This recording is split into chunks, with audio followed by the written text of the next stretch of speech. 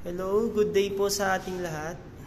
Sa mga naghahanap po ng condominium dito sa Malate area, meron po tayo dito sa bandang Pedro Hill po, Pedro Hill Station. Ang pangalan po ng ating project ay Torre Lorenzo, Manila.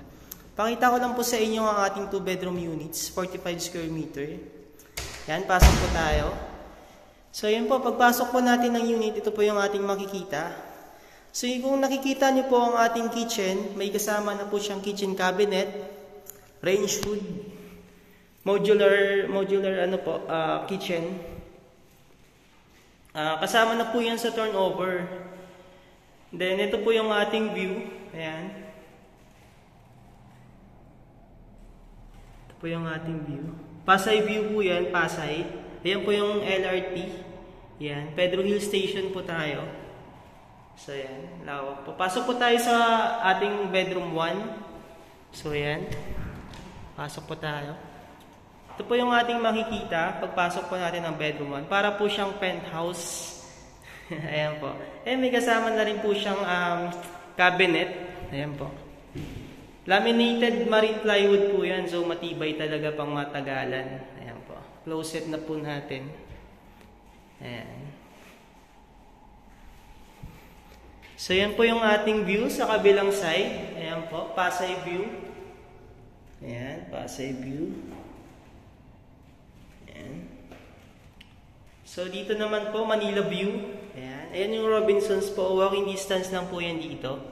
Robinsons Place, Manila. 3 minutes lang po, galing po dyan sa may lobby.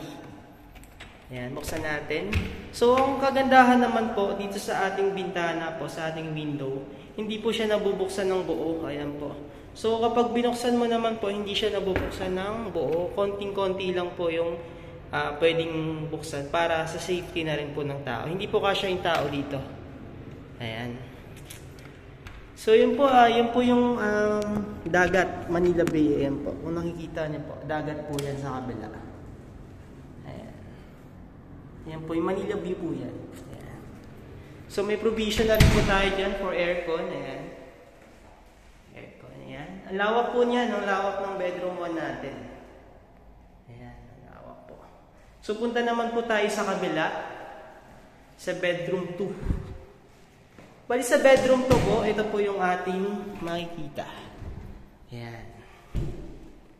Medyo mas maliit po siya ng konti compared dun sa bedroom 1. So ang kagandahan naman po dito sa bedroom 2, may CR na po dito. So ayan, naka-tiles na po, may shower accessories na po.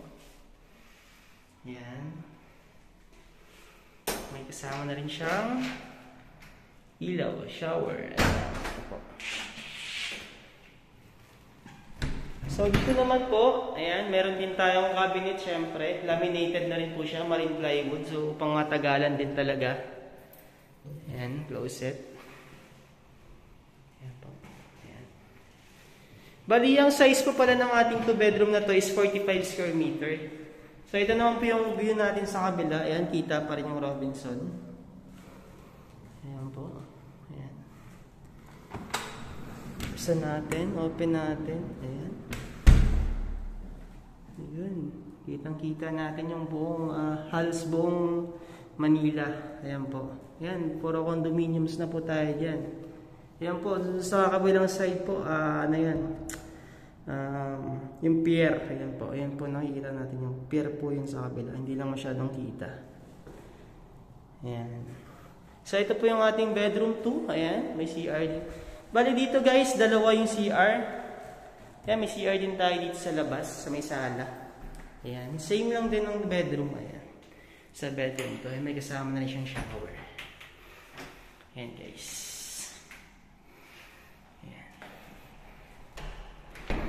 So yun guys, kung interested kayo dito sa bedroom 2-bedroom natin, mag-message lang po kayo sa akin sa page ko.